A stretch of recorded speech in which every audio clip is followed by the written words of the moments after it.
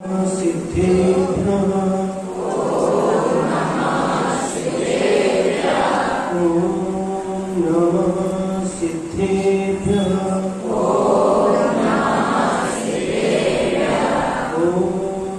नमः सिद्धेभ्यः नमो अर्हन्ताणं नमो सिद्धाणं नमो आर्याणं नमो वज्रायाणं नमो लोये सर्वसाहुणम् ओंकारं बिन्दुसंयुक्तं नित्यं ध्यायन्ति योगिनः कामदं मोक्षदं चैव ओंकाराय नमो नमः।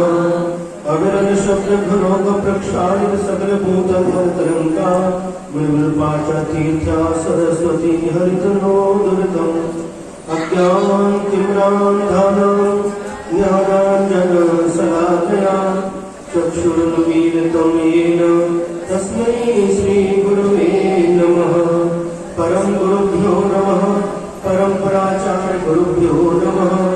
सकलकलशविध्वंसकं श्रेयसां परिवर्धकं धर्मसम्बन्धकं भवजीवनः प्रतिबोधकारकम् इदं शास्त्रं श्री रत्नकरण्डकश्रावकाचार्याणां ध्येयम् अस्य मूलग्रन्थकर्तारः श्री सर्वज्ञदेवाः तदुत्तरग्रन्थकर्तारः श्री गणधरदेवाः प्रतिगणधरदेवाः तेषां वचोनुसार श्रीमद् आचार्यप्रवर श्री समन्तभद्रदेवैः विरचितं मङ्गलं भगवान् वीरो मङ्गलं गौतमो गणी मङ्गलं कुन्दपुण्यायो जैनधर्मोऽस्तु मङ्गलम् सर्वमङ्गलमाङ्गल्यं सर्वकल्याणकारकं प्रधानं सर्वधर्माणां जैनं जयतु शासनं जैनं जयतु शासनं। नमः श्रीवर्धमानाय निर्धूतकलिलात्मने सालोकानां विलोकानां यद्विद्यादर्पणायते यद्विद्यादर्पणायते।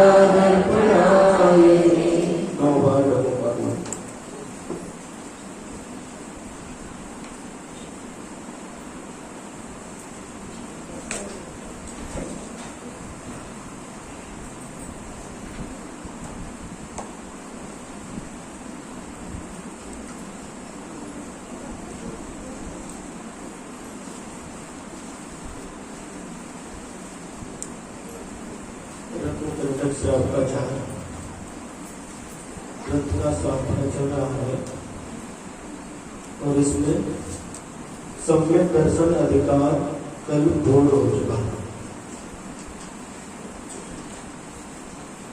कल ये बात कही गई थी कि जो व्यक्ति एक बार भी सम्यक दर्शन को धारण कर लेता है उसकी दुर्गति नहीं होती, वह नरक में नहीं जाता, तिरंज गति में उसका जन्म नहीं होता, स्त्री पर्याय प्राप्त नहीं करता, नपुंसक पर्याय प्राप्त नहीं करता, दुष्कुल में उसका जन्म नहीं होता और दरिद्री नहीं बनता, विकलांग नहीं बनता, अल्प आयु वाला नहीं होता। ये सम्यक दर्शन की महिमा बतलाई गई थी और सम्यक दृष्टि जीव मरण करके जहाँ जहाँ जन्म लेता है वहाँ वहाँ पर उसको अच्छे अच्छे पदों की प्राप्ति होती। अच्छे अच्छे पद चाहे मनुष्य गति हो अथवा देवगति, इनमें जन्म लेने के बाद जो अच्छे अच्छे पद रहते हैं जैसे चक्रवर्ती है, तीर्थंकर है, ये जितने भी पद हैं सम्यक दृष्टि जीव को ही प्राप्त होते हैं, ऐसा कल बताया गया था। तो इस सम्यक दर्शन की महिमा 41 श्लोकों के माध्यम से आचार्य समंतभद्र स्वामी ने हम सबके लिए बहुत अच्छे ढंग से समझाया है और आप लोग भी अच्छी ढंग से समझ चुके हैं। समझे कि नहीं? हाँ, तो ये सम्यक दर्शन जैन धर्म का मूल है। सम्यक दर्शन के अभाव में सारी की सारी क्रियाएं सम्यक विशेषण को प्राप्त नहीं होती और ज्ञान भी सम्यक विशेषण को प्राप्त नहीं होता। इसलिए सम्यक दर्शन की महिमा अपरंपार है। आज नए लोग भी कुछ आ गए हैं तो सारांश के रूप में उनको भी बता देना चाहते हैं कि सच्चे देव, सच्चे शास्त्र और सच्चे गुरु को छोड़ करके और कहीं पर भी जाकर के माथा नहीं टेकना, इसका नाम सम्यक दर्शन है। जहां कहीं भी जाते हैं और वहां जाकर के माथा टेक करके आते, इसका नाम मिथ्यात्व है।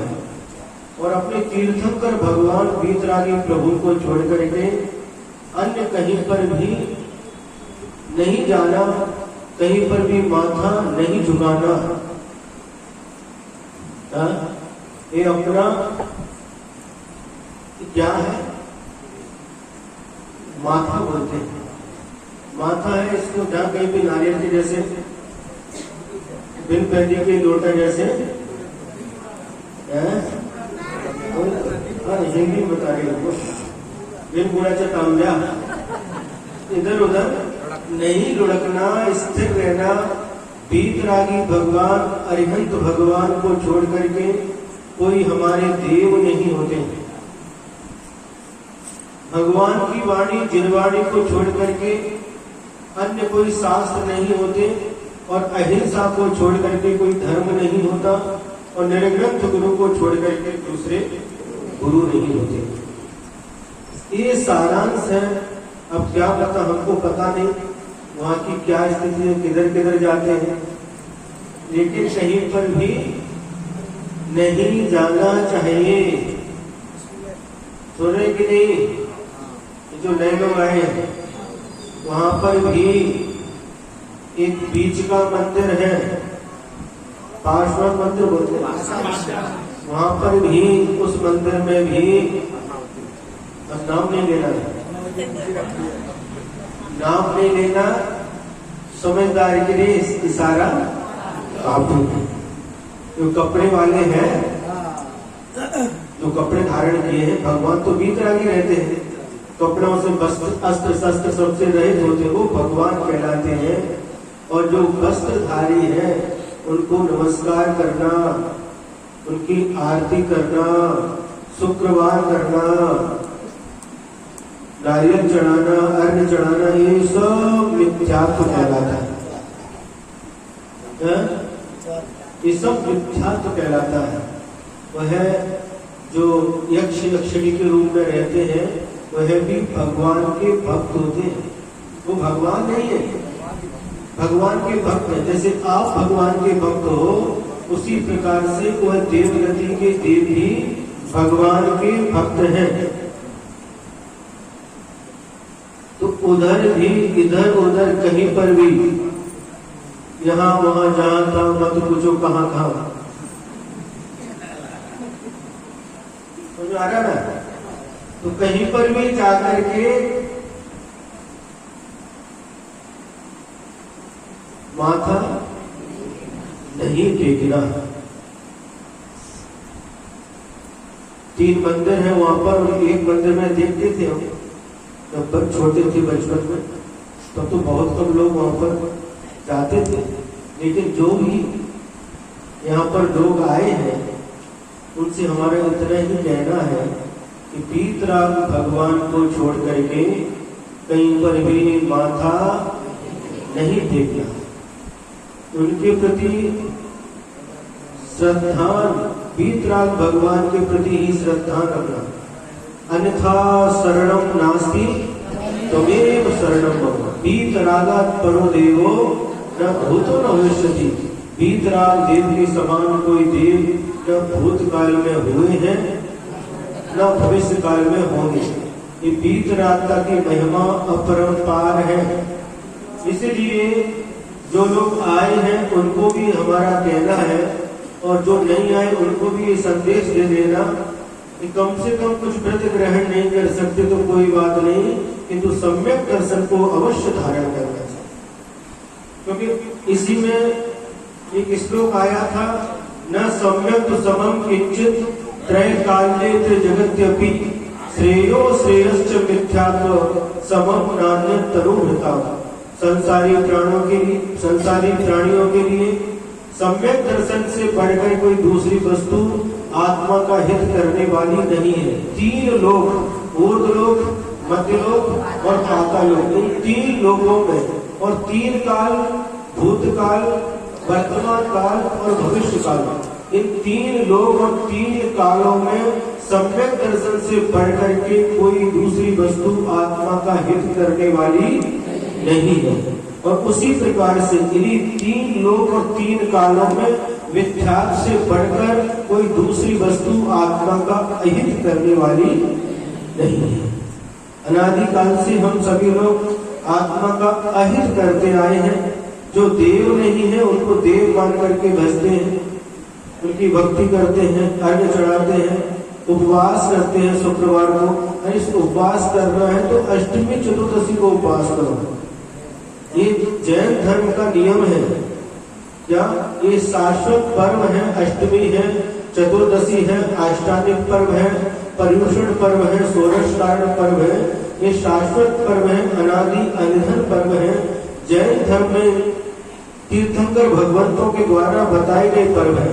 शुक्रवार है, शनिवार है, मंगलवार है। ये बारों के उपवास जो करते हैं वह तीर्थंकर भगवान ने नहीं बताई। 9 दिन के जो आते हैं, चलता वहां पर भी 9 दिन का है? 9 दिन वहां पर भी चलता क्या? नहीं चलता, नहीं चलता। बहुत अच्छी बात है।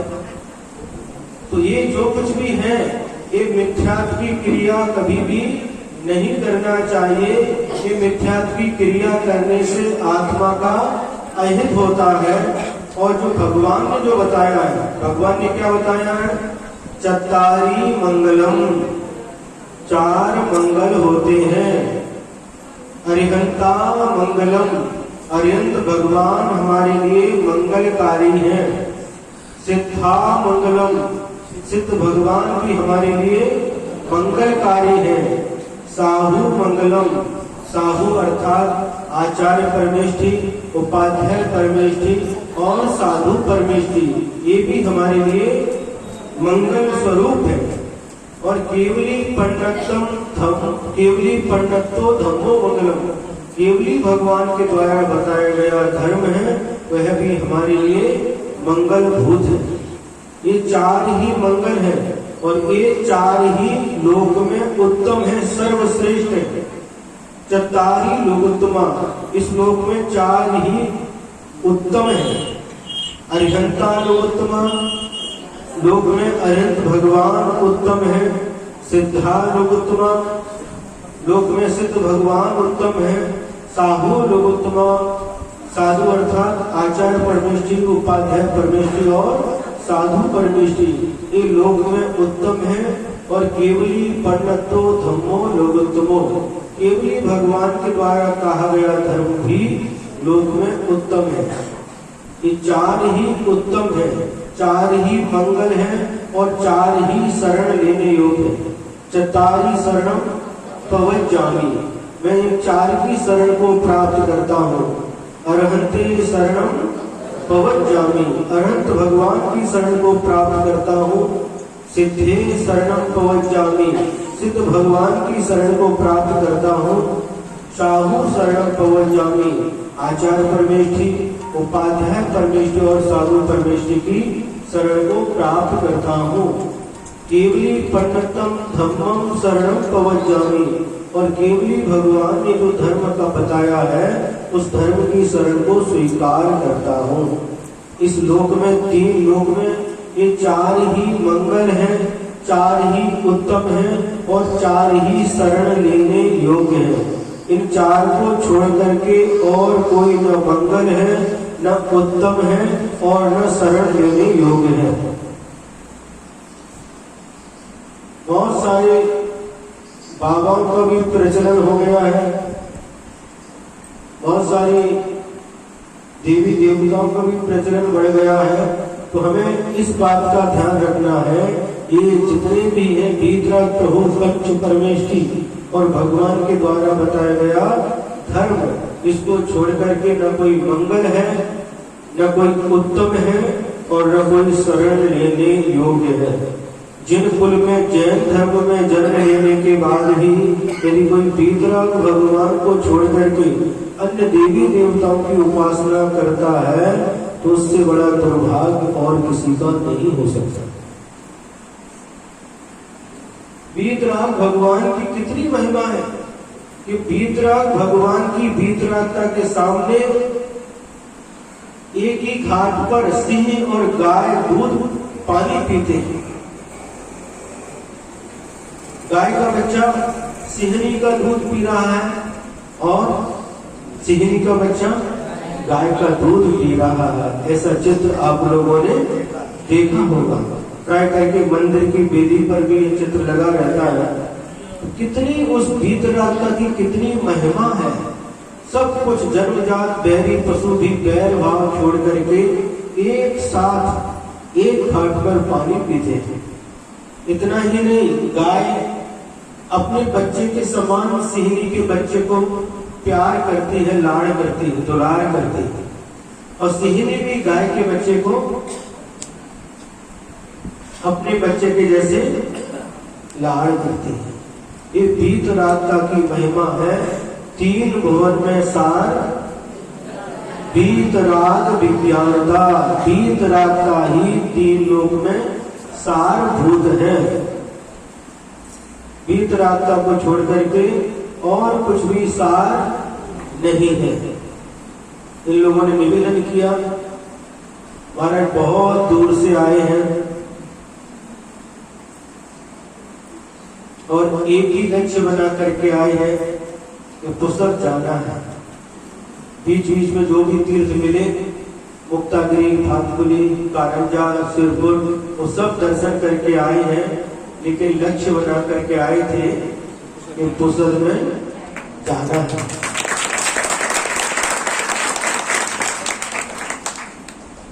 जैसे आप लोगों ने पुस्तक का लक्ष्य बनाया, उसी प्रकार से हमने भी लक्ष्य बनाया है कि हमको मोक्ष जाना है।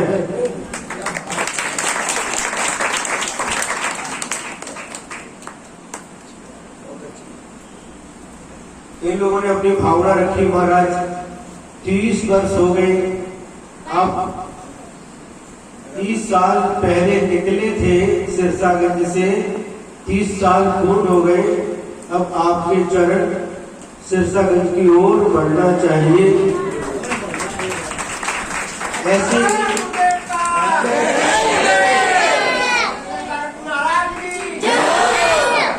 ऐसी इन लोगों ने भावना रखी है, तो हमने कहा भैया उधर से ही तो आए हैं, आए उधर से हैं, बहुत लोग प्रतीक्षा कर रहे हैं, ऐसा उनका कहना है, और हम भी मोक्ष की प्रतीक्षा कर रहे हैं। जो धर्म भगवान ने कहा है, उसी धर्म की शरण लेने से ही हमारा कल्याण हो सकता है। अब ये लोग बोल रहे, पूछ रहे थे महाराज पहचाना, महाराज पहचाना, महाराज पहचाना। कितने लोग हैं? 50 लोग। 50 लोगों में सब एक ही चेहरा पहचान रहे हो।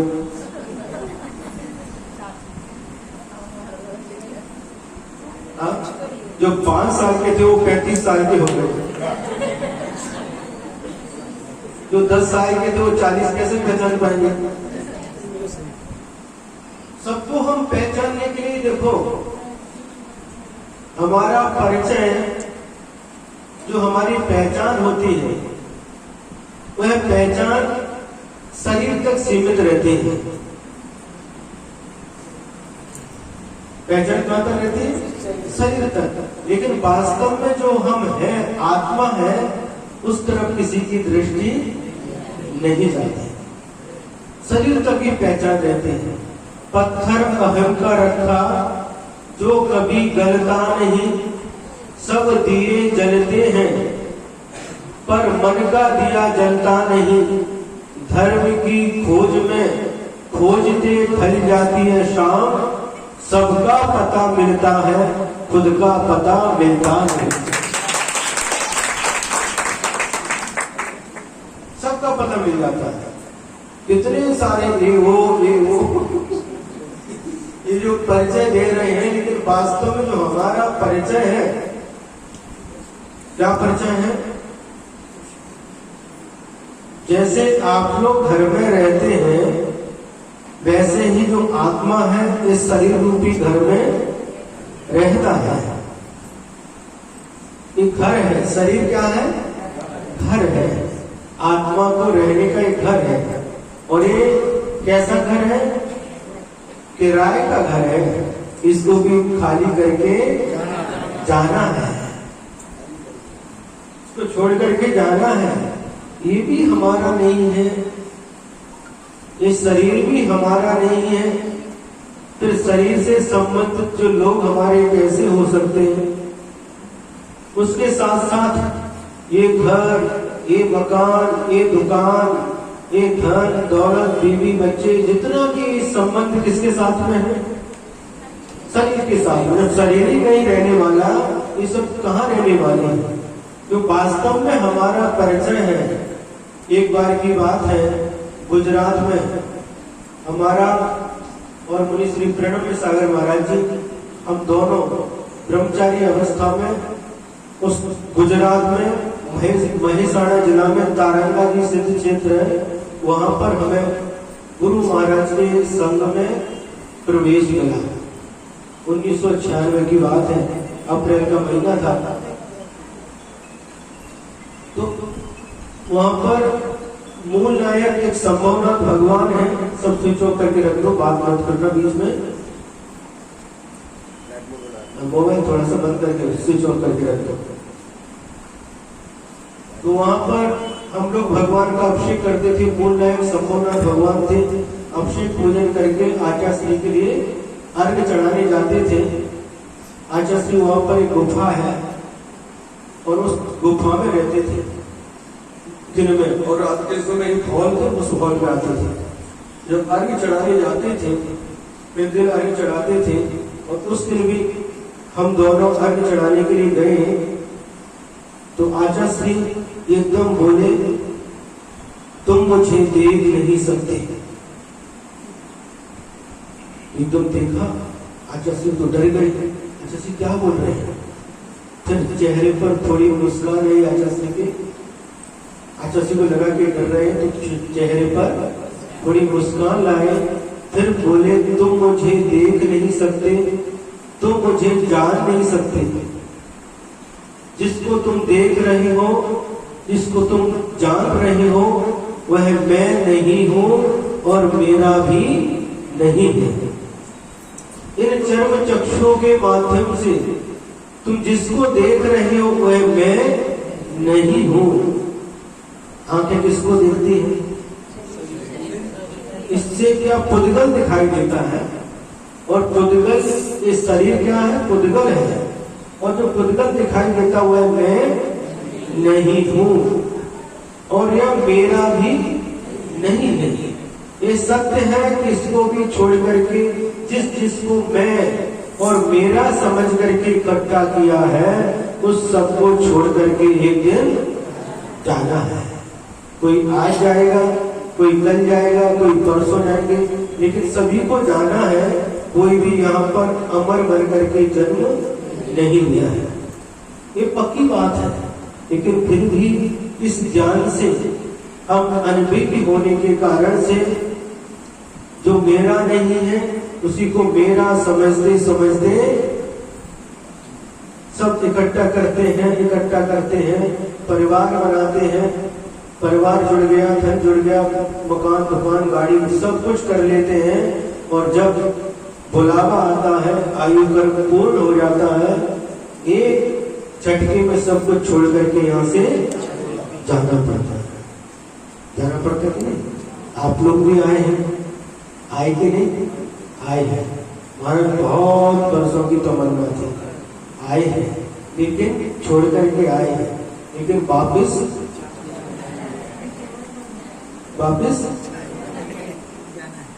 है ना। हम भी आए हैं, जहां से आप आए वहीं से हम आए हैं, लेकिन हम आए, हमने वापिस मुड़ करके, आपके आने में और हमारे आने में कितना अंतर है? हम भी आए हैं और आप भी आए हैं,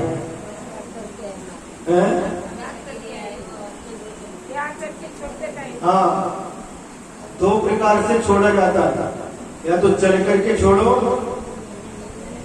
नहीं तो 4 आदमी बाद में,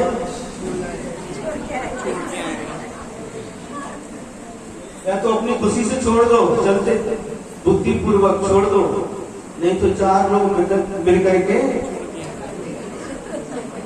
चलो, क्या दाना पानी पूरा हो चुका, चलो कहाँ? शमशान।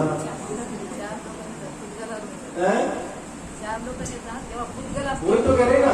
जब तक सबसे बड़ी समझदारी ये है कि जब तक बुद्धि है, दिमाग काम कर रहा है, तब तक अपने आप उसको छोड़ देना चाहिए। नहीं छोड़ोगे तो ये आपको छोड़ देगा, ये पक्की बात है कि नहीं? तो समझदारी इसी में है, किसमें है?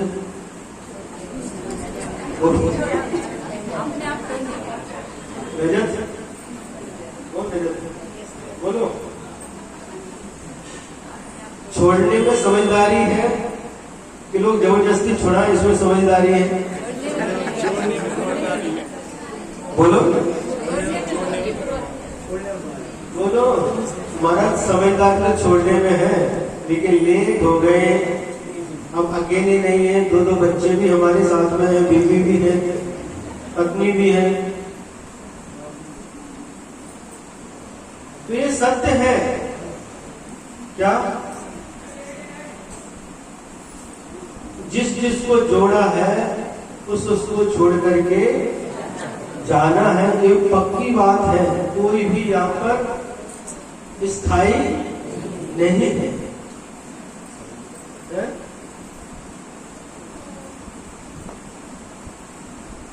तो सबसे बड़ी बात ये है, यदि नहीं छूटता कोई बात नहीं, कम से कम अपने धर्म के प्रति दृढ़ रहना। क्या? अपने धर्म के प्रति, देव शास्त्र गुरु के प्रति, खरे देव, सच्चे शास्त्र, सच्चे गुरु के प्रति समर्पित रहना। कैसे समर्पित रहना? कैसे समर्पित रहना? बोलो। जयकार जयकारा जयकारा जयकारा करके नारे लगा करके समर्पित रहना है? बोलो। दृढ़ सिद्धांत तो रखना ही है, लेकिन उनके प्रति समर्पित रह करके जीवन जीना है। समर्पण। कैसा समर्पण? एक छोटा सा उदाहरण देते हैं। एक झाड़, मराठी समझ, पेड़, हिंदी वाले भी हैं, इनको मराठी समझते नहीं ना। एक पेड़ है और पेड़ के ऊपर बहुत सारे पक्षी बैठे हैं, और उस पेड़ में आग लग गई है, पेड़ जल रहा है, पत्ते जल रहे हैं। उसी समय एक कवि वहां से निकला और कवि ने उन पक्षियों को कहा, आग लगी है वृक्ष में, झरझर जारे पात, तुम क्यों ना उड़ो पंखिया, पंख है तुम्हारे पास। क्या कहा? और कवि कहता है, हे पक्षी लोगों, हे पक्षियों, इस पेड़ में आग लग गई है, जिसके ऊपर तुम बसेरा कर रहे हो, बैठे हो, इसमें आग लग गई है, पत्ते जल रहे हैं, और धीरे धीरे आग बढ़ती जा रही है। तुम्हारे पास पंख है, तुम उड़ी क्यों नहीं जाते इस पेड़ को छोड़ करके? तो पक्षी भी विद्वान थे। उस कवि का उत्तर उन्होंने कवि की भाषा में दिया। उन्होंने क्या उत्तर दिया? फल खाए इस वृक्ष के, क्या कहा? फल खाए इस वृक्ष के गंदे कीने पात, पात माने पत्ते। फल खाए इस वृक्ष के गंदे कीने पात, अब ये हमारा धर्म है, जल जाऊं इसी के साथ।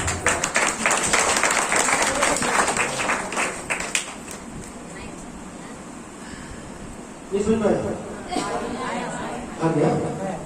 जब कवि ने कहा कि इस पेड़ में आग लग गई है, पत्ते जल रहे हैं, धीरे धीरे आग फैल रही है, हे पक्षियों तुम्हारे पास पंख है, तुम इस पेड़ को छोड़ करके उड़ क्यों नहीं जाते? तो पक्षियों ने उत्तर दिया कि बचपन से लेकर के इसकी शरण में, इसके आश्रय में हम रहे। इस पेड़ में हम इस पर घोंसला बना करके हमने पूरा जीवन निकाला है। इसी पेड़ के फल खाए और इसी पेड़ को, पत्ते के पेड़ के पत्तों को गंदा किया। गंदा के समझ गए ना? हाँ।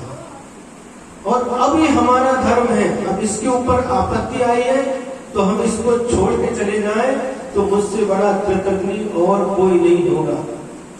जीवन भर जिसने सहारा दिया, इसी के फल खाए, इसी पर बसेरा किया, इसी के पत्ते गंदे की, और आज जब इसके ऊपर आपत्ति आई है इसको छोड़ करके उड़ जाए,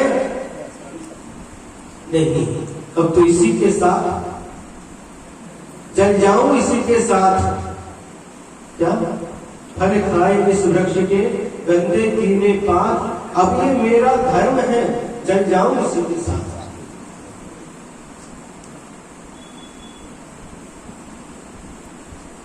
समझ में आया कि नहीं? जिंदगी भर जिस धर्म की शरण में हम रहे, देव शास्त्र गुरु, इनकी शरण प्राप्त की हमने, जैन कुल में जन्म लिया है, पंच परमेश्वर की शरण हमको मिली है। समर्पण का अर्थ पक्षियों के जैसा समर्पण होना चाहिए। कुछ हो जाए, ऐसा समय था मुगल साम्राज्य के समय, मुस्लिम शासन काल में, वो लोग कहते थे मुस्लिम बनाते थे, नहीं तो कई लोग कन्वर्ट हो गए, लेकिन कई लोग नहीं। सिर कटा सकते हैं, सिर झुका सकते हैं। इतना समर्पण अपने धर्म के प्रति, सिर कटा सकते हैं किंतु सिर झुका नहीं सकते। ये सिर एक बार वीतराग भगवान के चरणों में झुका है, अब कहीं पर भी झुकने वाला नहीं है। कई लोग शहीद हो गए लेकिन उन्होंने अपने धर्म को नहीं छोड़ा। इसका नाम धर्म है। अपना धर्म क्या है? निर्व्यसनी रहकर, व्यसन से दूर रहना। व्यसन पता क्या? पीना नहीं, क्या? पानी, दूध, तीन मकार, क्या नहीं पीना?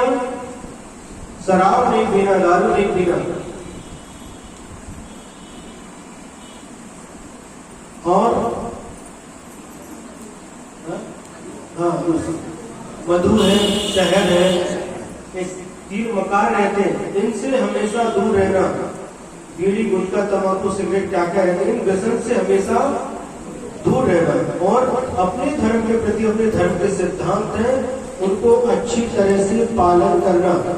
देव शास्त्र गुरु के प्रति समर्पण होना चाहिए। जब मिट्टी कुम्हार को समर्पण करती है तो घड़ा बन जाती है। बीज जब मिट्टी में समर्पण करता है तो पेड़ बन करके खड़ा हो जाता है, तो हजारों लोगों को छाया देता है, फल देता है। ऐसा समर्पण हमें सच्चे देव शास्त्र गुरु के प्रति होना चाहिए, ऊपर ऊपर से नहीं। कैसे? अंदर से होना चाहिए। ऐसा समर्पण, तीन उदाहरण दे दिए। बीज जब मिट्टी को समर्पण करता है तभी वह पेड़ बनता है। मिट्टी कुम्हार को समर्पित होती है तो घड़ा बनती है, और पक्षियों को उदाहरण तो आपको दे दिया। इस प्रकार से हमें देव शास्त्र गुरु के प्रति समर्पित होकर के कर सकते हो समर्पण, कर सकते हैं। बहुत अच्छा। तो ऐसा समर्पण हमेशा सच्चे देव शास्त्र गुरु के प्रति होना चाहिए। कुछ भी हो जाए, कितनी भी आपत्ति आने दो, कितने भी संकट आने दो, हम वीतराग भगवान के चरणों को छोड़ करके कहीं भी नहीं जाएंगे।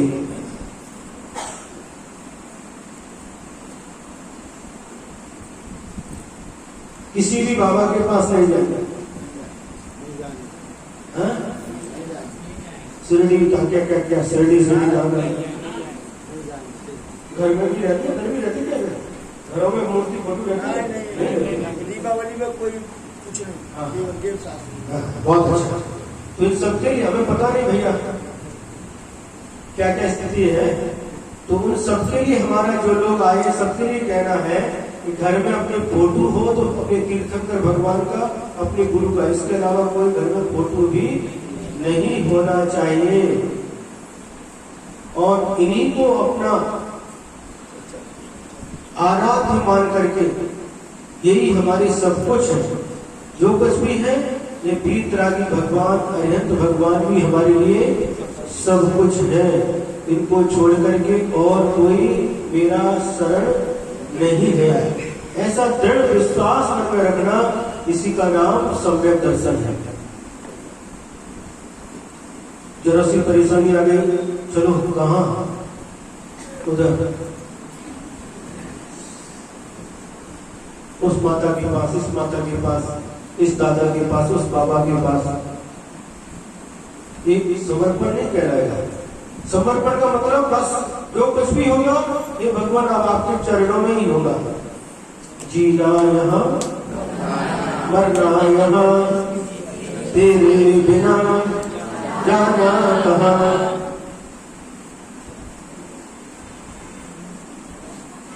सोच रहे हो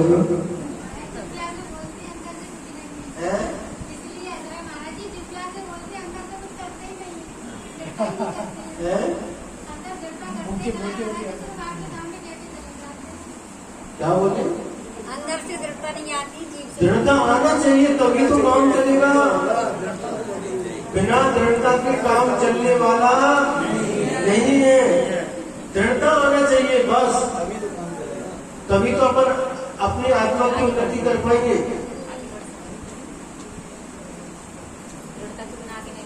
दृढ़ता के बिना आगे नहीं बढ़ सकते।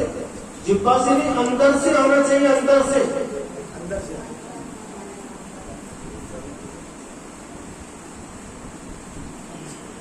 महाराज जी विचार करा पक्का, सम्यक दर्शनावर महाराज शिक्का। हाँ। तो ऐसी दृढ़ता हमारा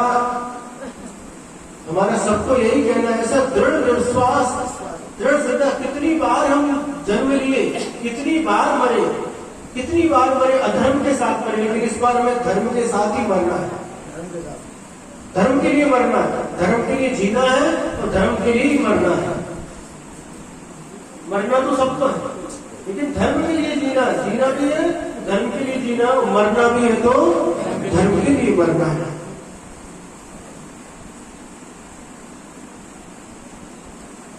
थोड़ा सा आगे स्वाध्याय चालू है, उसको भी थोड़ा सा ले लेते हैं। मंगलाचरण किया अपन ने। सम्यक दर्शन का अधिकार पूर्ण हुआ। सम्यक ज्ञान अधिकार। अन्यूनमनतिरिक्तम् याथा तथ्यं विना च विपरीतात् निसंदेहं वेद राष्ट्रस्य ज्ञानमागमिनः अन्यूनमनतिरिक्तम् याथा तथ्यं विना च विपरीतात् निसंदेहं वेद यदास्तज्ज्ञानमागमिनः अन्यूनमनतिरिक्तम् याथा तथ्यं विना च विपरीतात् निःसन्देहं वेद यदास्तज्ज्ञानमागमिनः। बोलो।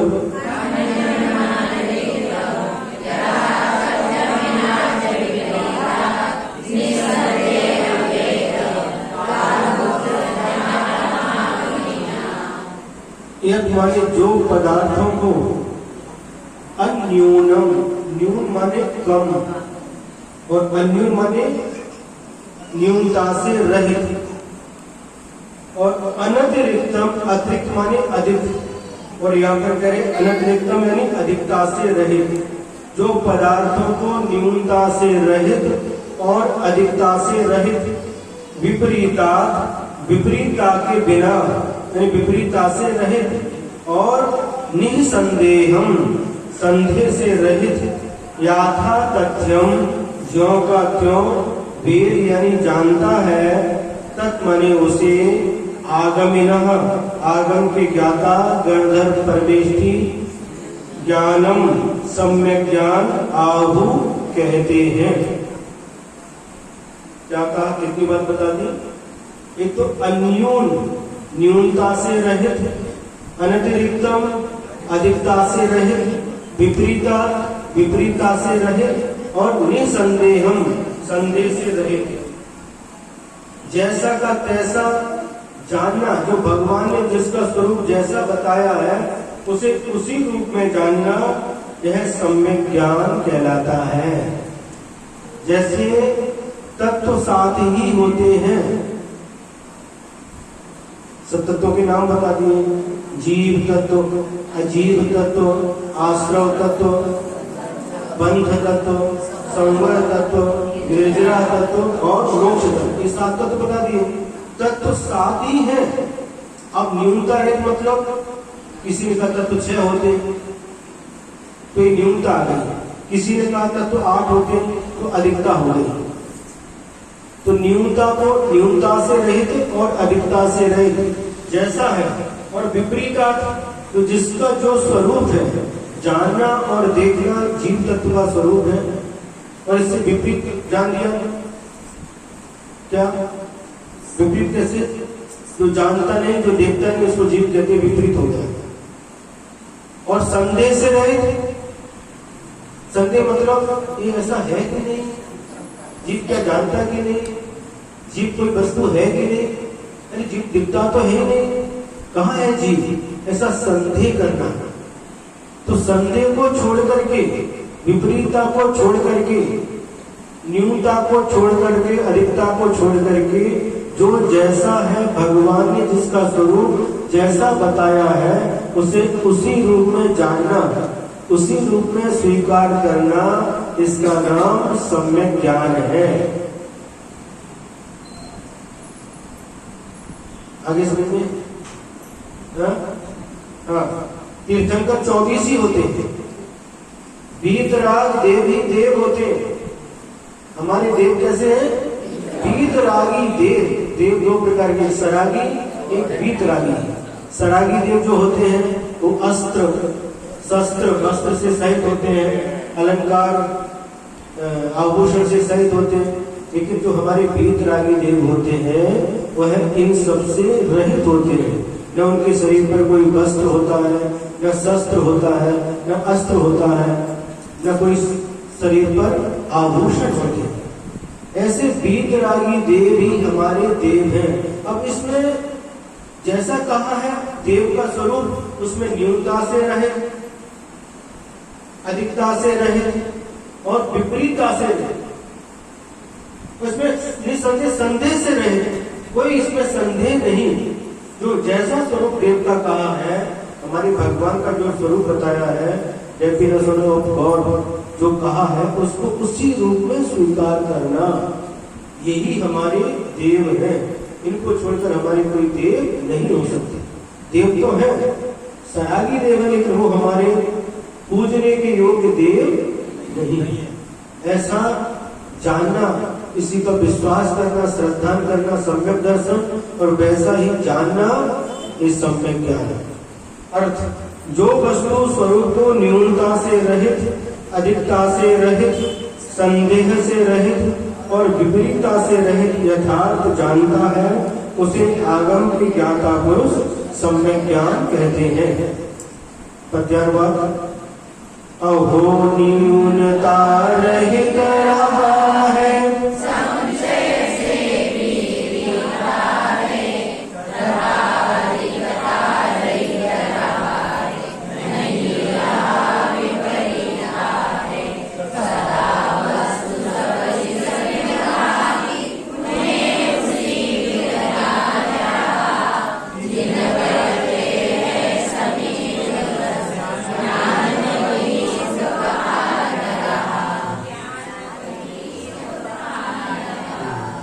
क्या लिखा इसका प्रत्यारोप, जिन कहते हैं यानी जिन्हें भगवान कहते हैं समीचीन बस जान, जैसा जो ऊपर कहा है, न्यूनता रहित, अधिकता रहित, संशय रहित और विपरीतता रहित, जैसा है वैसा उसको जानना, वही ज्ञान समीचीन ज्ञान, सम्यक ज्ञान है।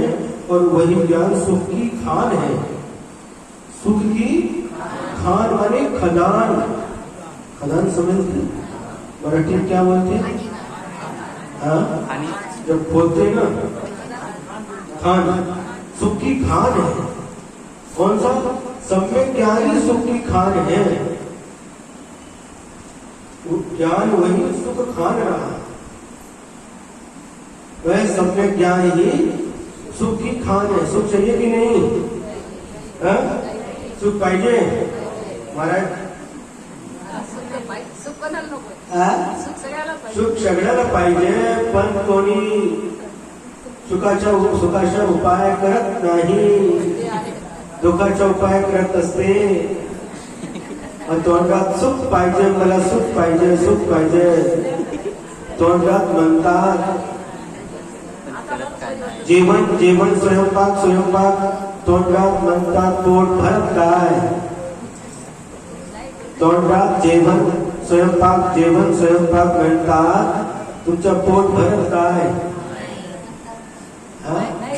पोट भरत नाही, म्हणून क्रिया केला पाहिजे, स्वयंपाक केला पाहिजे। नंतर अरे संसार संसार जसा तवा चुल्यावर, आधी हाताला चटका मग मिळते भाकर।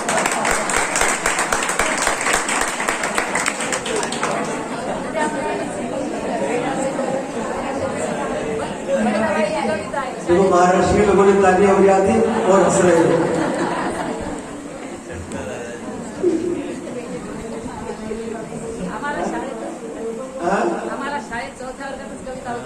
हाँ वही तो, पहले हाथ में लगता चटका,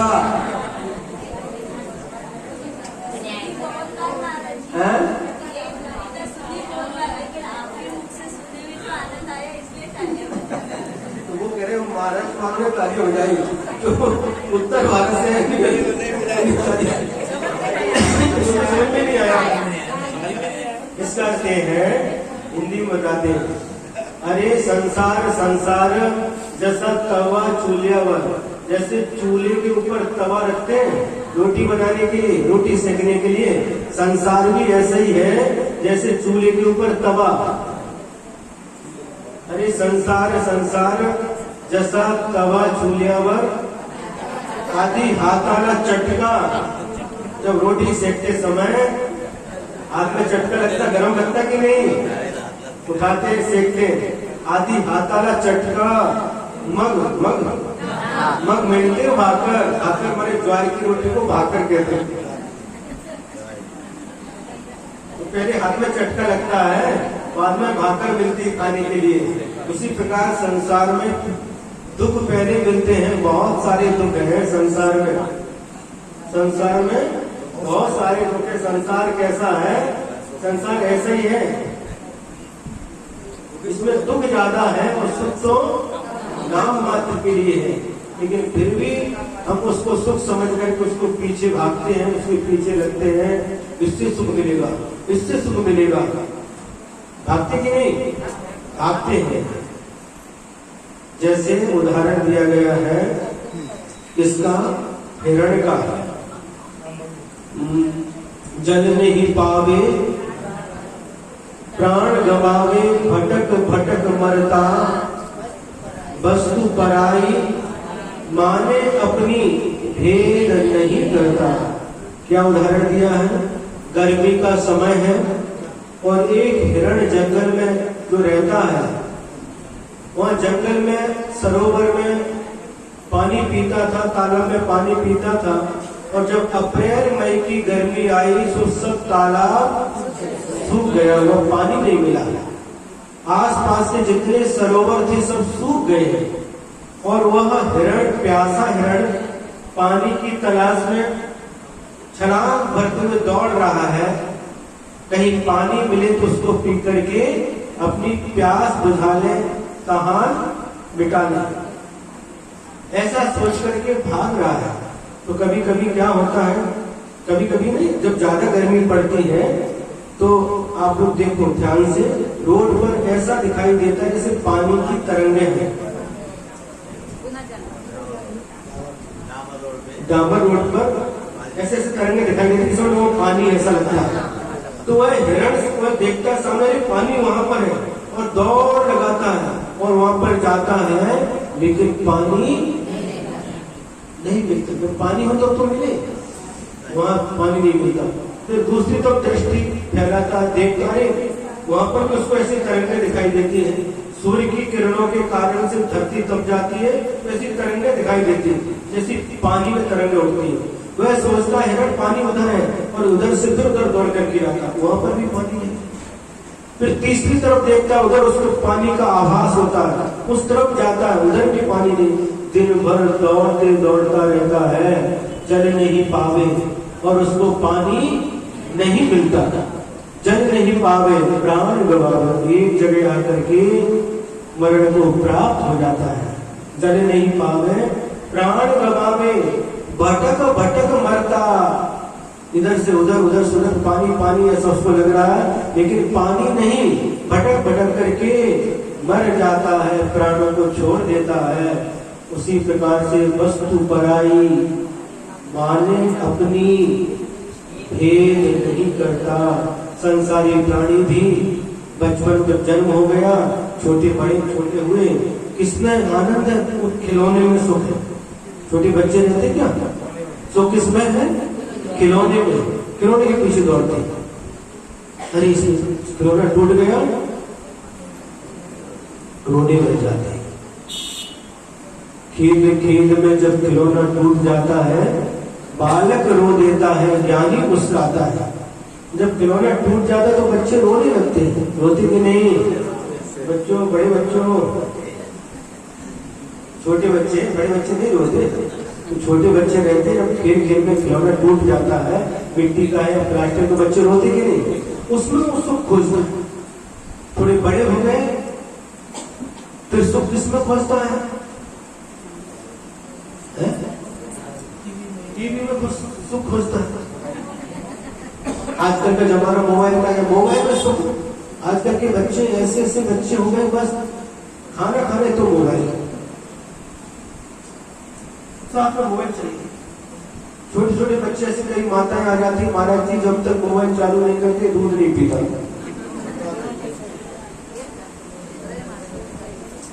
अब किसमें सुख? मोबाइल में, मोबाइल सुख खोजता है, टीवी में सुख खोजता है। और बड़े हो गए, सर्विस, व्यापार, पैसा कमाना, पैसे में सुख खोजता है, पत्नी में सुख खोजता है, बच्चों में सुख खोजता है।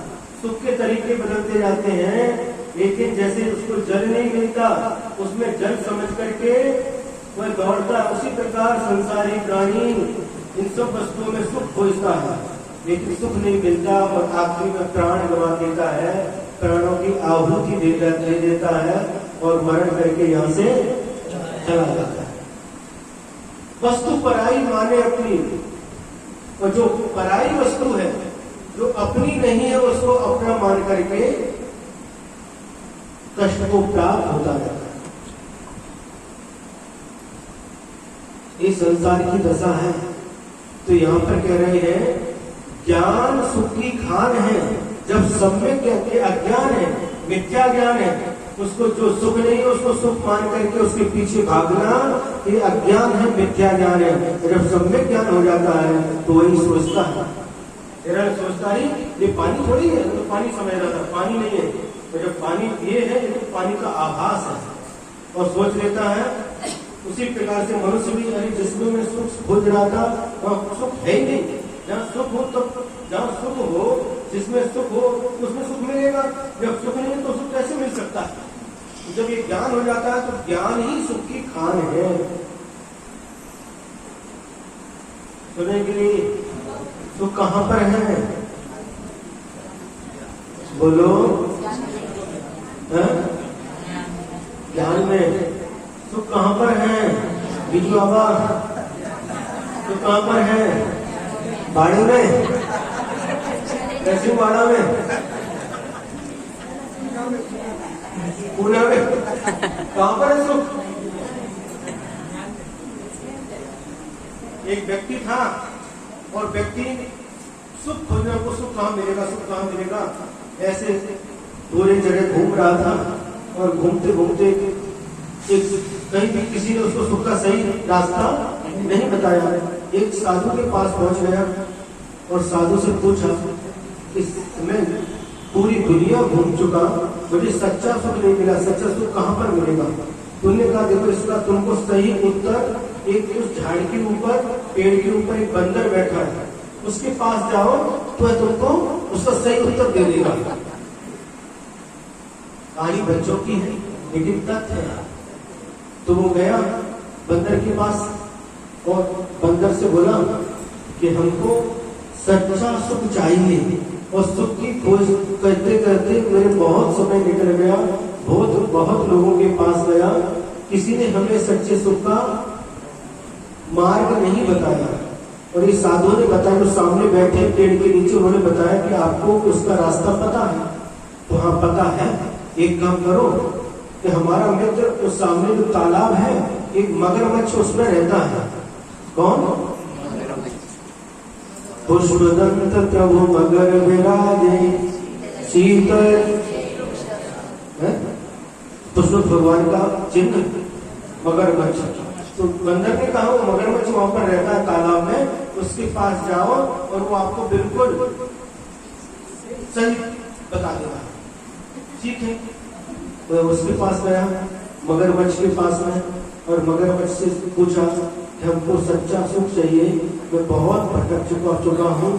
साधु ने कहा बंदर के पास जाओ, बंदर ने आपके पास भेजा है और आपके पास सच्चे सुख का रास्ता है, ऐसा हमको बंदर ने बताया है। तो हाँ रास्ता तो मुझे पता है, मैं आपको बिल्कुल सच्चे सुख का रास्ता बता दूंगा। लेकिन एक काम करो, उस सामने एक कुआं है, वहां से एक लोटा पानी लाओ, हमारा गला सूख रहा है, पहले एक लोटा पानी पीते, बाद में तुमको सुख का रास्ता बताते हैं।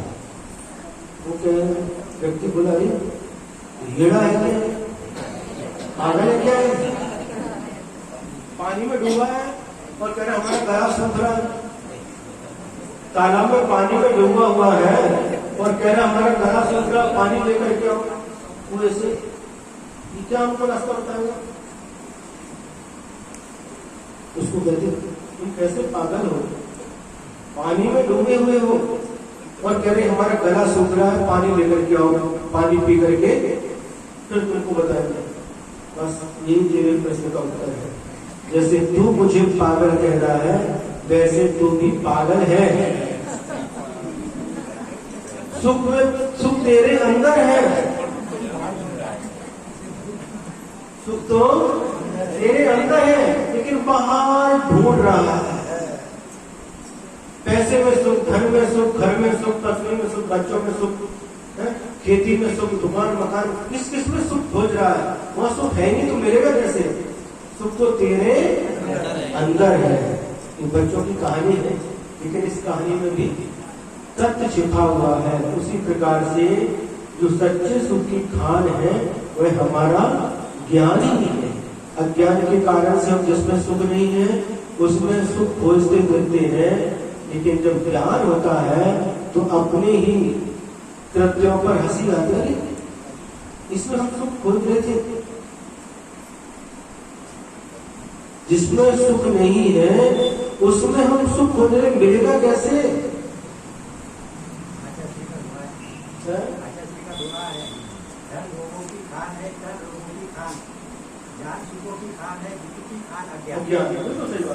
ज्ञान सुखों की खान, वही बात यहाँ पर कह रहे हैं, ज्ञान ही सुख की खान है। इधर उधर भटकने से कुछ नहीं होगा। सम्यक ज्ञान, कौन सा ज्ञान? सम्यक ज्ञान। हमारा ज्ञान ही सुख की खान है। पद्म पुराण में एक प्रसंग ऐसा आता है, कैसा आता है? राम के सेनापति थे त्रितांत वक्र, और मरण करके उन दोनों में, राम में और उनमें ये बात हुई कि जो पहले मरण करके करेगा और एक कोई व्यक्ति गाफिल हो जाए तो उसको संबोधने के लिए स्वर्ग से आना, ऐसी बात होगी। और ऐसी बात होने के बाद में त्रितांत वक्र शायद मुनि बन करके मरण करके स्वर्ग में गए, तो देव पर्याय को प्राप्त हो गए। इधर जब लक्ष्मण का मरण हो गया और लक्ष्मण का मरण हो गया तो राम का लक्ष्मण के प्रति इतना प्रेम था कि उसके शव को, उसकी लाश को लेकर के 6 महीने तक उस लक्ष्मण को खिलाते हैं, पिलाते हैं, नहलाते हैं, ये सब कुछ कर रहे हैं। कौन? राम। फिर त्रितांत वक्र का जो जीव था उनको पता चला, अरे ये कैसा कर, इनको समझाना चाहिए। तो उनको समझाते, कोई उनसे कहता है रामचंद्र तो मर गए, इनको छोड़ दो, जला दो। अरे पागल है क्या? तुम्हारा बाप मर जाए, तुम्हारा भाई मर जाए, हमारा भाई तो जिंदा है। और ऐसा करते करते जब त्रितांत वक्र का जीव आया, उन्हें समझाने का प्रयास किया, तो उन्होंने 3-4 काम किए। क्या किया? हाँ, बालू रेती है और उसको पेलने लगे, उसमें कोलू में डाल करके तो राम के सामने, ये क्या कर रहे हो? राम ने पूछा, तेल निकाल रहे हैं। अरे पागल हो क्या? क्या बालू में से भी तेल निकलता है? तो वो समझाते, तुम पागल हो क्या? क्या मुर्दा भी कभी भोजन करता है? फिर दूसरी जगह उन्होंने क्या किया? पानी लेकर के और उसमें रई डाल करके, जैसे दही में पानी डाल करके मरते हैं ना, क्या करते हैं पता कि नहीं? हाँ, और वो ऐसे करने लगे। वो त्रितांत वक्र का जीव तो देव था, वही राम के सामने दूसरी जगह जाकर के उसमें से मंथन करने लगे। क्या कर रहे हो? राम ने पूछा, मक्खन निकाल रहे हो। एक पागल हो क्या? पानी में से कभी मक्खन निकलता है? अरे तुम पागल हो क्या? मुर्दा कभी सुनता है? तुम उसको सुना रहे हो। फिर तीसरी बार पत्थर के ऊपर बीज डाल करके हल चलाने लगे। थोड़े थोड़े समय के बाद उनको संबोधने के लिए राम कहते, क्या कर रहे हो? बीज बो रहे हो। अरे पागल हो तुम? जब पत्थर के ऊपर बीज उगता है? तो वो कहता का जीव देव, अरे क्या मुर्दा को स्नान कराने से क्या वह स्वच्छ होता है? ऐसे समझा करके कहते 6 महीने तक, क्योंकि उसका काल अप्रत्याख्यान वर्ण का काल 6 महीने तक रहता, 6 महीने तक। तो बाद में जाकर के अंतिम संस्कार किए। तो बालू में तेल निकलता क्या? नहीं निकलता। जैसे बालू में से तेल नहीं निकलता, पानी को मथने से मक्खन नहीं मिलता, खेत पत्थर के ऊपर बीज बोने से फसल नहीं आती, उसी प्रकार से जिन वस्तुओं में हम सुख खोज रहे हैं उनमें सुख नहीं मिलता। कैसा उदाहरण?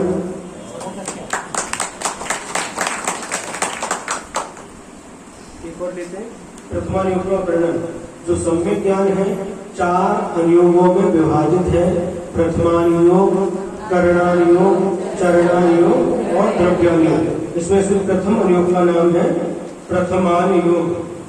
इसकी परिभाषा बता रहे हैं। प्रथमानुयोगमर्थात् ध्यानं चरितं पुराणमपि पुण्यं बोधि समाधि निधानम् बोधति बोधा समीचीनः। प्रथमानुयोगमर्थात् ध्यानं चरितं पुराणमपि पुण्यं बोधि समाधि निधानम्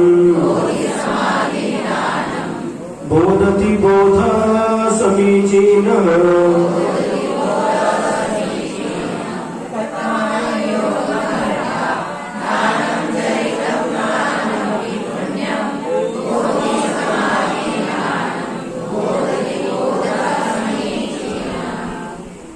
समीचीनः बोधः माने समीचीन, बोध माने ज्ञान, यानी सम्यक ज्ञान, शुद्ध ज्ञान। पुण्यम कैसा होता है? पुण्य वर्धक होता है। अर्थाख्यानम परमार्थ विषय का कथन करने वाले एक महापुरुष के आश्रित कथारूप चरित्र अपि यानी और पुराणम 63 सलाका पुरुषों संबंधी कथारूप पुराण को बोधि समाधि निधानम, तो कैसा है? बोधि समाधि का निधान है। बोधि मतलब रत्नत्रय, बोध माने ज्ञान, बोधि यानी रत्नत्रय और समाधि यानी शुक्ल ध्यान और धर्म ध्यान, इसका निधान है। ऐसा प्रथमानुयोग को भी जानता, इसको प्रथमानुयोग कहते हैं। क्या क्या? प्रथमानुयोग के शास्त्र के 2 भेद किए, एक चरित्र और दूसरा पुराण। इसमें किसी एक व्यक्ति का जीवन का उल्लेख किया गया हो उसका नाम चरित्र होता है, और जिसमें 63 सलाका पुरुषों का वर्णन हो उसका नाम पुराण होता है। जैसे चरित्र है श्रीपाल चरित्र, तो उसमें मात्र आपको श्रीपाल का ही चरित्र मिलेगा, जीवन मिलेगा। प्रद्युम्न चरित्र, उसमें प्रद्युम्न का ही जीवन मिलेगा। श्रेणिक चरित्र, उसमें राजा श्रेणिक का ही वर्णन मिलेगा। और यशोधर चरित्र, जीवनधर चरित्र, तो जितने भी चरित्र है उसमें एक ही व्यक्ति का परिचय होता है, एक ही परिचय, एक ही व्यक्ति के जीवन से संबंधित घटनाओं का जिसमें वर्णन होता है वह चरित्र कहलाते हैं। और पुराण जिसमें तत्संबंधी उस समय जो होने वाले जितने भी 63 सलाका पुरुष हैं उन सबका वर्णन करता है। जैसे महापुराण, उत्तर पुराण, तो पांडव पुराण, हरिवंश पुराण, पद्म पुराण, तो ये जितने भी पुराण ग्रंथ हैं इसमें उनका भी वर्णन होगा और उसके साथ साथ उस समय में होने वाले जितने 63 सलाका पुरुष हैं उनका भी वर्णन होगा। जैसे पद्म पुराण में राम का वर्णन है, तो राम के साथ साथ लक्ष्मण है, रावण, नारायण, पृथ्वीनारायण, क्या जो उस समय जो रहे उन सबका वर्णन उसमें मिलेगा। जिसमें 63 सलाका पुरुषों का वर्णन हो उसका नाम पुराण, और जिसमें किसी एक व्यक्ति का जीवन का उल्लेख हो उसका नाम चरित्र है। और ये चरित्र और पुराण दोनों ही ग्रंथ कैसे हैं? बोधि समाधि निधान कहा है आचार्य समर्थभद्र स्वामी ने। बोधि का निधान एक खजाना है, रत्नत्रय जो कभी प्राप्त नहीं हुआ, सम्यक दर्शन, सम्यक ज्ञान, सम्यक चारित्र, ऐसे रत्नत्रय को प्रदान करने वाला है, समाधि को प्रदान करने वाला है। ये मात्र कथा नहीं है, ये कोई उपन्यास नहीं है। उपन्यास समझते हो? हाँ, उपन्यास जो होती है, तो उपन्यास लिखी जाती है और अपने मन से कुछ भी लिख देते हैं। सुना कि नहीं? उपन्यास लोग लिखते अपने मन से कुछ भी लिख देते हैं, उपन्यास छप करके आपके हाथ में आती है और आप पढ़ते हो। वो उपन्यास अपने मनगढ़ंत भी होती है, लेकिन अपने शास्त्र जो है, प्रथमा योग की जितनी घटनाएं हैं, चरित्र हैं, पुराण हैं, एक कपोल कल्पित नहीं है, किंतु अतीत काल में घटी हुई घटनाएं हैं। इसके माध्यम से हमें बहुत बड़ा ज्ञान मिलता है। जीवन के प्रारंभ में अथवा जब कोई धर्म की शुरुआत करना चाहता है, तो सबसे पहले प्रथमानियों के ग्रंथ के माध्यम से ही उसके धर्म की शुरुआत होती है। पुण्य का फल क्या देखो और पाप का फल क्या है। जब प्रथमानियों के ग्रंथों का हम स्वाध्याय करते हैं, तो उसमें पाप का फल भी नरक दिखाया जाता है और पुण्य का फल स्वर्ग है। अरे पाप करने से नरक मिला, इसलिए पाप नहीं करना चाहिए और पाप छोड़ देता है और पुण्य करता है, अव्रतों को छोड़ता है, व्रतों का पालन करता है। ऐसी ऐसी घटनाएं शास्त्रों में पढ़ने को मिलती हैं और उनको पढ़ करके ऐसा ज्ञान जागृत होता है जिससे आत्मा का अहित होता है, ऐसे कार्य को छोड़ता है और जिसके द्वारा आत्मा का हित होता है, ऐसे कार्य को करता है, तो उस आत्मा की उन्नति नियम से होती है। ये निरर्थक नहीं है। कई लोग कहते हैं प्रथमानियों क्या है, तो कहानी किससे है, कथाएं हैं। आचार्य कहते थे हमारे गुरु महाराज, ये कथाएं भी मन की व्यथा को हरने वाली हैं। कई लोग भटक जाते हैं, हमारे जीवन में इतना कष्ट क्यों आया, सीता का अपवाद क्यों हुआ, अंजना को शादी होने के बाद 22 साल तक पति से क्यों दूर रहना पड़ा, जीवनधर स्वामी का जन्म लेते ही पिता का मरण क्यों हुआ, माता से भी दूर क्यों रहना पड़ा। ये सारे के सारे प्रश्नों का उत्तर प्रथमानियों के ग्रंथों को पढ़ने से ज्ञात होता है कि इन जीवों ने अतीत काल में ऐसे कर्मों का बंध किया था, उसके फल में ऐसा उनको प्राप्त हुआ। और फिर एक मन में और बात आती है, जब इतने बड़े बड़े महापुरुष और सखियों के जीवन में भी जब ऐसे कर्मों ने नहीं छोड़ा, तो हम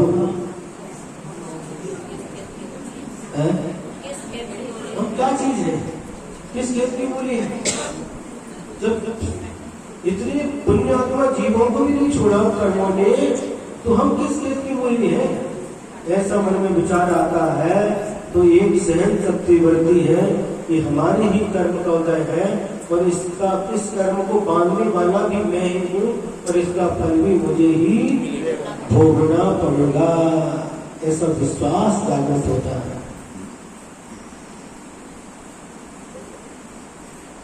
सुने कि नहीं?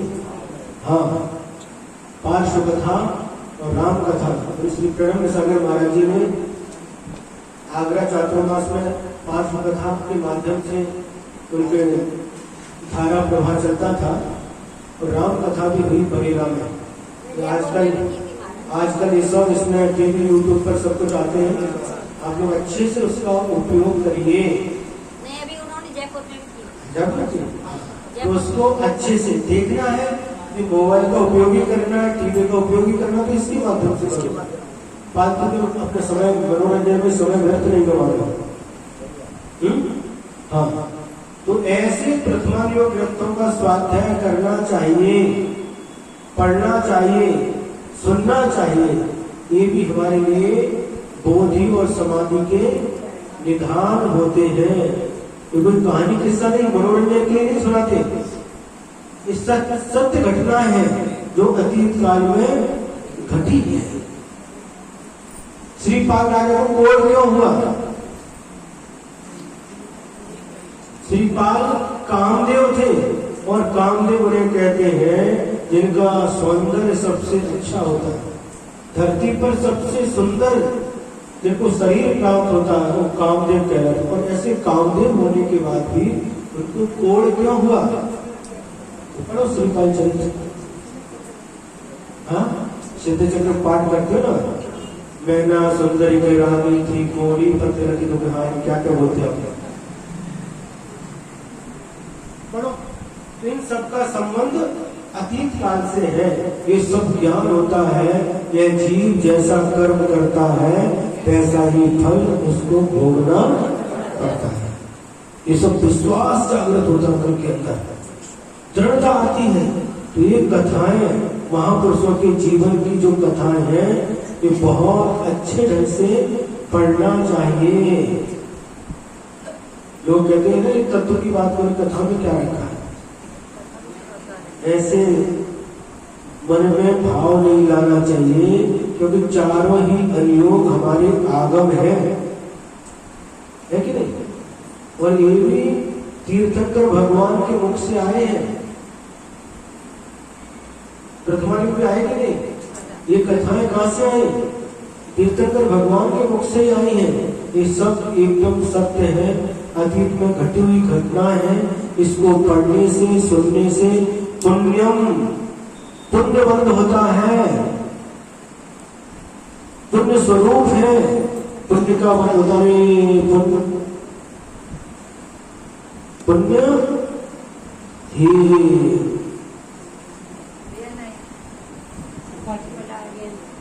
सुन रहे कि नहीं, पुण्य ही है। अरे आपके पास दो ही है, एक पुण्य और दूसरा पाप, तीसरा कोई रास्ता नहीं है। पुण्य से बचोगे तो पाप में नियम से जाओगे। हाँ, इसलिए अपन को ऐसी बातों को नहीं सुनना चाहिए जिससे हमारा श्रद्धा डगमगा जाए।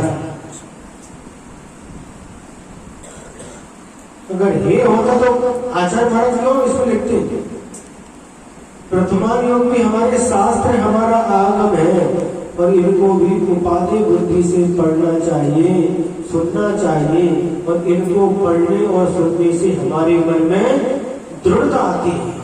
जब आखिरी समय में देखो, बड़े बड़े शास्त्रों का अध्ययन किया हुआ, बहुत बड़े विद्वान बन गए, आचार्य भी बन गए, साधु बन गए, बहुत बड़े विद्वान हो गए। और अंत समय में जब समाधि धारण करते हैं, अन्य जन का त्याग करके समाधि ग्रहण करते हैं, उस समय जब उनको संबोधन किया जाता है तो क्या क्या सुनाते हैं उनको, जीवकांड, कर्मकांड,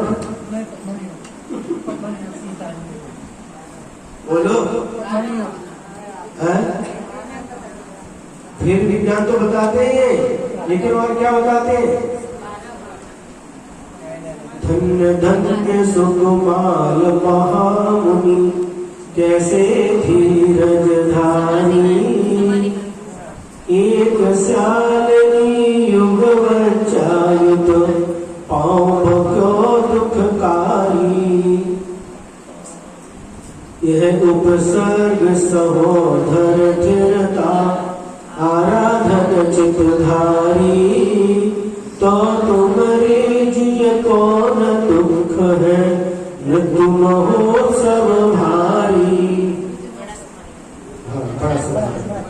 उनको समझाते हैं, देखो तुमको ये पीड़ा हो रही है, सुकुमार मुनि महाराज को याद करो, ध्यान में खड़े हुए हैं, एक पेड़ को सियाली खा रही है जिंदा में, उसके मांस को नोच नोच करके खा रही है, पैर के मांस को, और दूसरे पैर को उसके दो बच्चे खा रहे हैं। यह उपसर्ग सौधर्म का इतना घोर उपसर्ग और सुकुमार मुनि महाराज ने सहन किया। कैसे धीरजधारी थे, तो तुम्हारी जी कौन दुख है, इतना दुख उन्होंने सहन किया, तुमको क्या दुख है। जिंदा अवस्था में मच्छर भी काटता है तो क्या होता है,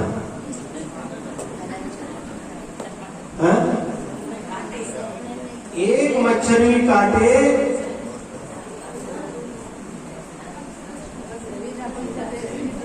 सुनी बाबू, एक मच्छर भी काटे तो क्या होता है,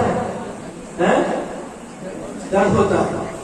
और उन मुनि महाराज को देखो, सियाली खा रही है, मांस खड़े हैं ध्यान में, और पैर में से मांस निकाल निकाल करके, जिंदा में मांस निकाल निकाल के खाते हैं। इतना उपसर्ग उन्होंने सहन किया, इतना कष्ट सहन किया।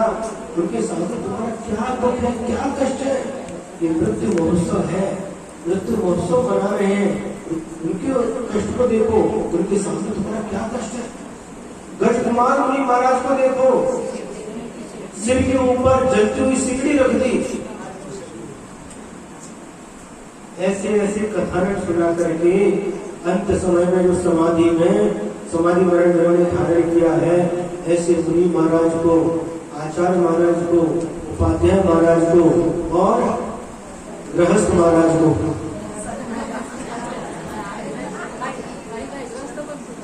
हाँ, इनको सबको ये पढ़ करके सुना करके उनके मन में दृढ़ता पैदा कराई जाती है। तो क्या काम आता है उस समय? समय सार काम नहीं आएगा, सठघंटा काम नहीं आएगा, गोबर सार काम नहीं, कितना भी शास्त्र पढ़े हो लास्ट में ये। इसलिए आचार्य जी कहते थे जीवन के प्रारंभ में भी प्रथमायोग संवेदनी और निर्वेदनी कथा करना चाहिए, और जीवन के अंत में भी संवेदनी निर्वेदनी, जिससे वैराग्य बढ़े, ऐसी प्रथमायोग की घटना। और आखिरी में आचार्य जी हमने सुना था 3-4 साल से प्रथमायोग की ग्रंथों को पढ़ते थे। यहाँ पर भी आचार्य जी ने सिरपुर चातुर्मास के समय 2022 में एक धीवरोदय जो मछली की कथा है उसी को लिख रहे थे, और जीवनधर चरित, बरांग चरित वगैरह नया वर्ग में पढ़ते थे और सब साधुओं से सुनते थे। तो जीवन के प्रारंभ में भी प्रथमायोग काम करता है, और जीवन के अंत में भी संवेदनी निर्वेदनी कथा, और बीच में आक्षेपणी विक्षेपणी कथा। दूसरे मत का खंडन, अपने मत का मंडन, इस प्रकार से भी बीच में होता है। लेकिन एक प्रथमायोग की कथाएं जीवन के प्रारंभ में भी और जीवन के अंत में। जब बच्चों को हम समझाते हैं, हम कैसे समझाते हैं? छोटी छोटी कथाओं के माध्यम से, गोष्ठी बाणना गोष्ठी आवर्ते, और उन गोष्ठी के माध्यम से धीरे धीरे छोटी छोटी बातों को ऐसे संस्कार देते जाते हैं, ऐसे भुट्टी पिलाते जाते हैं। भुट्टी समझते हो? जैसे माँ भुट्टी पिलाती है, घोट घोट करके बच्चे को भुट्टी चढ़ाती है, वैसे ही गुरु भी क्या भुट्टी पिलाते हैं। हमारे गुरुदेव आचार्य विद्यासागर महाराज जी ने भी ऐसी भुट्टी घोट घोट करके हम लोगों को पिलाई है, मुख से नहीं कानों से। ऐसे संस्कार, ऐसी ऐसी बातें, ऐसा ज्ञान जो कहीं किसी शास्त्र में भी नहीं मिल सकता। ऐसी ऐसी बातें गुरु महाराज के चरणों में रह करके 18 वर्ष का सानिध्य प्राप्त हुआ, उनके चरणों में रह करके उनके मुख से सुन करके बहुत सारी बातें, बहुत सारा ऐसा ज्ञान जो कहीं किसी यूनिवर्सिटी में नहीं मिल सकता, किसी कॉलेज में नहीं मिल सकता, किसी पुस्तक में नहीं मिल सकता। ऐसा ज्ञान गुरु महाराज के अनुभव से शास्त्र को पढ़ाते थे, लेकिन अपनी अनुभव की भुट्टी भी उसमें मिला करके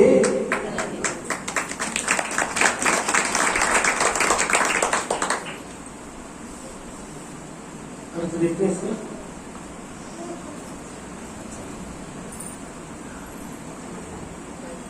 एक इसका एक पुरुष के कथानक को चरित्र कहते हैं, और अनेक पुरुषों के कथानकों के वर्णन को पुराण कहते हैं। जो आज तक नहीं प्राप्त हुए, ऐसे सम्यक दर्शन आदि गुणों की प्राप्ति को बोधि कहते हैं। माने पुराण को, चरित्र को सुनने से भी सम्यक दर्शन आदि की प्राप्ति हो सकती है, और प्राप्त हुए रत्नत्रय की भली भांति रक्षा करते हुए उनकी उत्तरोत्तर वृद्धि करने को समाधि कहते हैं। धर्म ध्यान और सुख ध्यान भी समाधि कहलाते हैं। इस प्रकार पुण्यवर्धक चरित और पुराणों को तथा धर्मवर्धक बोधि समाधि के वर्णन करने वाले शास्त्र को प्रथमायोग कहते हैं। अब जनवाद महापुरुष की कथा शलाका, पुरुषों की जीवन गाथा, जाता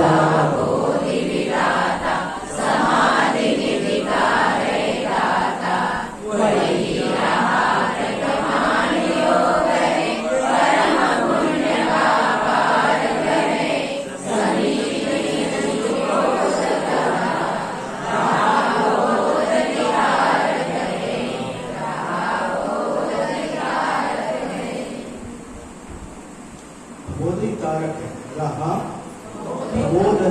नदी माने समुद्र, संसार रूपी समुद्र को पार कराने वाला है ये प्रथमानी। तो इस लोग हो गए। अब सेवट में और थोड़ा सा 5-10 मिनट दे करके समाप्त करते हैं। 4:35 हो गए। देखो 3 लोक में सारांश सिरसागंज वालों के लिए और फसल वालों के लिए और जहां से हम सबके लिए 3 लोक में ऐसा कोई स्थान नहीं है जहां पर इस जीव ने जन्म नहीं लिया। क्या कहा? अनादि काल से आत्मा इस संसार में है। 3 लोक में ऐसा कोई स्थान नहीं है जहां पर इस जीव ने जन्म नहीं लिया हो। 3 लोक में, पूरे संसार में 3 लोक में प्रत्येक स्थान इस जीव का जन्म भूमि है। तो सब में भी इस जीव ने जन्म लिया होगा, तो सब भी जन्म भूमि। और 3 लोक में ऐसा कोई स्थान नहीं है जहां पर इस जीव का मरण नहीं हुआ हो। सुने, 3 लोक में ऐसा कोई स्थान नहीं है जहां पर इस जीव ने जन्म नहीं लिया हो। और 3 लोक में ऐसा कोई स्थान नहीं है जहां पर इसका मरण नहीं हुआ हो। इसलिए 3 लोक पूरा का पूरा अपना जन्म भूमि है और 3 लोक अपने पूरे के पूरे मरण भूमि है। वास्तविकता यह है, हम सभी अनंत काल तक निबोध में रहे हैं। निबोध किसको कहते हैं? जहां पर सिर्फ जन्म मरण एक श्वास में 8-10 बार जन्म्यो मर्यो भयो दुख भार सयो दुख भार। एक श्वास में जितनी देर में श्वास लेते 18 बार जन्म मरण हो जाता है उस निबोध में। अनंत काल तक हमारा समय बीता है। कितना अनंत काल हमारा समय उस निबोध में बीता है। जन्म मरण करते रहते। पुण्य योग आया, उस निबोध पर्याय को छोड़ करके स्थावर पर्याय प्राप्त हुआ। स्थावर किसे कहते हैं? पृथ्वी का एक, जल का एक, अग्नि का एक, वायु का एक, वनस्पति का एक। निबोध से निकल करके स्थावर पर्याय प्राप्त करना दुर्लभ है। और स्थावर पर्याय को प्राप्त करके कितने दुख सहन किए।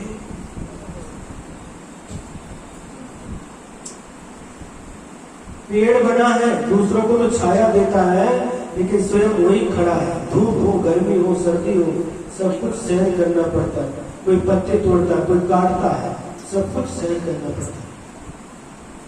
उसी प्रकार से जल का है, कोई कपड़ा धोता है, कोई पछाड़ता है, कोई ऊपर से फेंकता सड़ा।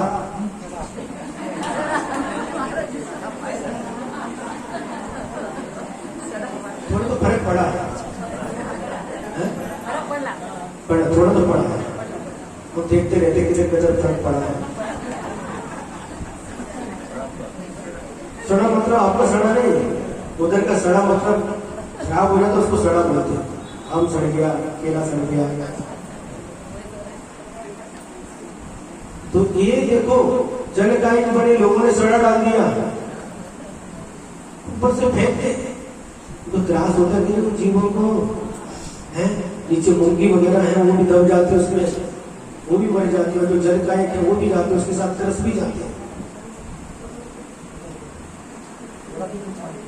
बोला कोई नहीं मानती नहीं, तेरा मत हलो, बोला कोई भी नहीं मानती। नहीं, मानने वाले तो मानते हैं, नहीं मानती। कई लोग हैं तो भैया जो परंपरावादी होते हैं वो नहीं मानते हैं।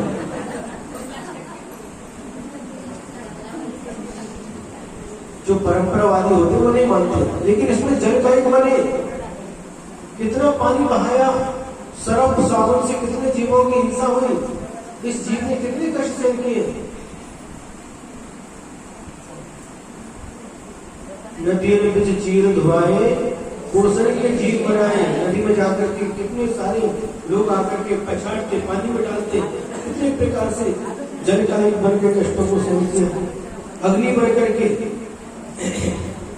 लोहार पीटता है, कोई पानी डालता बुझाता है, वनस्पति का एक और देखते तोड़ते हैं, गाय भैंस को डालते हैं। ये सब कष्ट 5 स्थावर में सहन किए, वहां से निकल करके त्रस पर्याय 2 इंद्री बनना और मुश्किल, 2 इंद्री से 3 इंद्री, 3 इंद्री से 4 इंद्री, 4 इंद्री से असंगी पंचेंद्री और असंगी पंचेंद्री के बाद संगी पंचेंद्री पर्याय प्राप्त करना बहुत दुर्लभ है। उसको भी प्राप्त कर लिया। त्रिंश से मनुष्य बनना दुर्लभ है, मनुष्य बन करके भी पूर्ण शरीर सकलांग शरीर मिलना दुर्लभ है। भरत क्षेत्र में जन्म लेना दुर्लभ है, उच्च कुल में जन्म मिलना दुर्लभ है। ये सब मिलने के बाद में सच्चे देव शास्त्र गुरु की शरण प्राप्त होना महा दुर्लभ है। और इनकी शरण मिल जाए, गुरु का सानिध्य मिल जाए और इनके उपदेश को सुन करके सम्यक दर्शन की प्राप्ति और दुर्लभ है। सम्यक दर्शन प्राप्त हो गया, उससे भी दुर्लभ देश संयम व्रती बनना, और व्रती बनने के बाद में महाव्रती बनना, मुनि बनना और दुर्लभ है। और मुनि बन करके मुनि व्रतों का पालन करना और दुर्लभ है। और उसके बाद दुर्लभ से दुर्लभ है चेतन बोधि ज्ञान पावे, बोधि की प्राप्ति और दुर्लभ है। पाकर केवल ज्ञान नहीं फिर इस भाव में आवे, उसके बाद केवल ज्ञान की प्राप्ति होना महादुर्लभ है, महादुर्लभ है।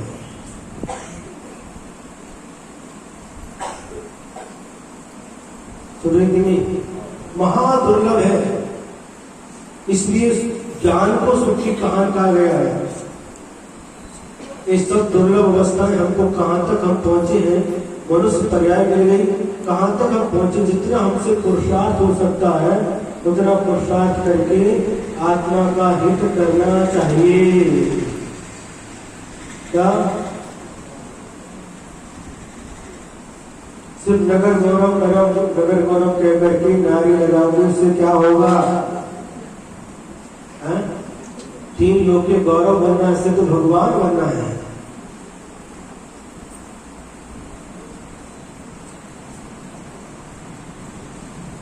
बनना के नहीं है, सिर्फ तो भगवान बनना है, भगवान बनने का पुरुषार्थ करना है।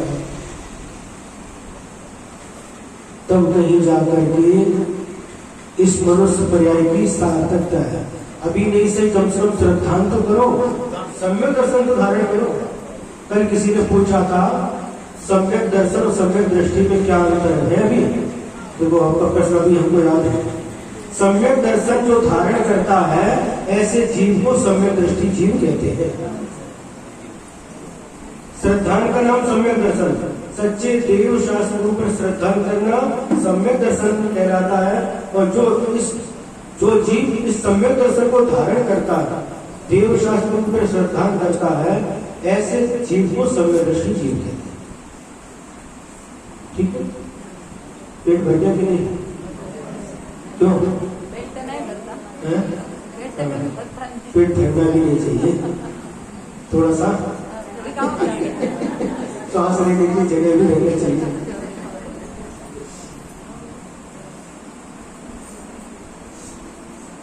ठीक है, महाराज जी हमारे लिए भी थोड़ा उपदेश मिल गया है। ठीक है, उनके लिए भी हो गया और आपके लिए भी हो गया, पर्याप्त है। 4:45 बज रहे हैं, तो जो कुछ भी आपने सुना है इसको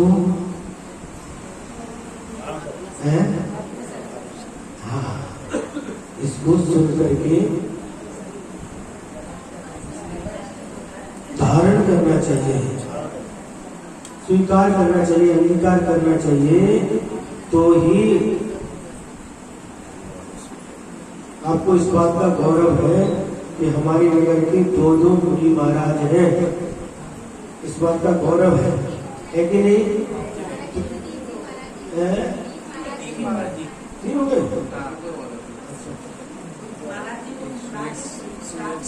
अच्छा अच्छा, तो बता रहे 3 हो गए हमको, तो 2 ही तो बता रहा, 2 लिख रहे थे साथ में। वहाँ से 2 निकले थे। 1994 में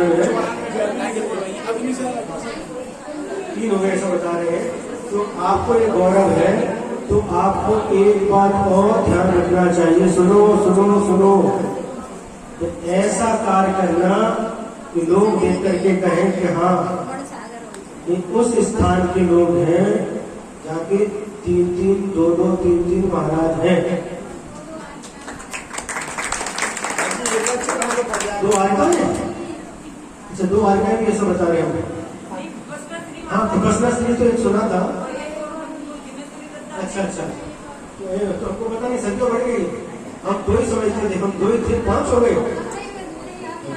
तो ऐसी जगह, ऐसी भूमि से आप लोग आए हैं, तो ऐसा कार्य करना, सुनो, ऐसा कार्य करना जिससे आपकी अलग पहचान बने, अर्थात सम्यक दर्शन दृढ़ रखना। इधर उधर भटकने, लोग क्या कहेंगे, नारी लगाने नगर गौरव करेंगे, स्वयं मिथ्यात्व करते बैठ कर, ऐसा नहीं करना। और मिथ्यात्व नहीं करना, व्यसन से दूर रहना, और जो अपना कुल धर्म है, रात्रि भोजन करना नहीं, पानी छाड़ करके पीना, और प्रतिदिन भगवान का दर्शन करना, और हो सके तो भगवान का अभिषेक पूजन प्रतिदिन करना, स्वाध्याय करना, श्रावक की सब आवश्यक का पालन करना। करोगे कि नहीं? करेंगे महाराज जी, एक बार नगर प्रविष्ट सब करेंगे। आपने कहिए तो सब करेंगे, पर एक बार नगर प्रविष्ट कोई तो करे, कोई तो बता दिया, कोई तो हमने बताया आपको, आपको सब पालन कर रहे हैं। सारस बताया कि नहीं? सारस बताया कि 3 लोक में ऐसा कोई स्थान नहीं है जहाँ इस जीव का जन्म नहीं हुआ। हर जगह अपनी जन्मभूमि है और हर जगह अपनी मरण भूमि है।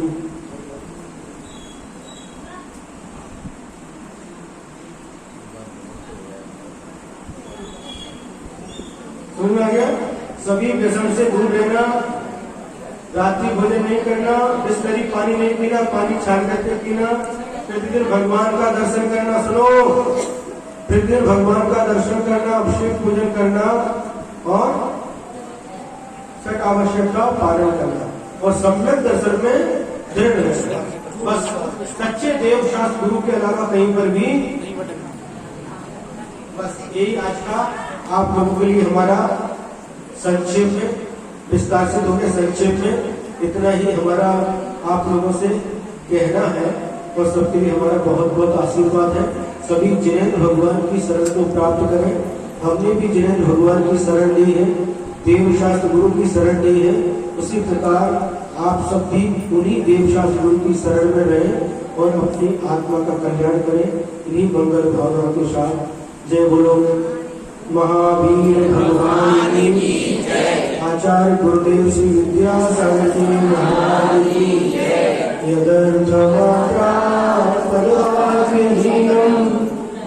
मया प्रमादात् किंचनोऽहं तन्मे क्षमित्वा गृह्णातु देवी सरस्वती केवलबोधिनर्घं वही समाधि परिणाम शुद्धि साधनोपलब्धि शिवसौख्य सिद्धि चिंतामणि चिंतितस्वामी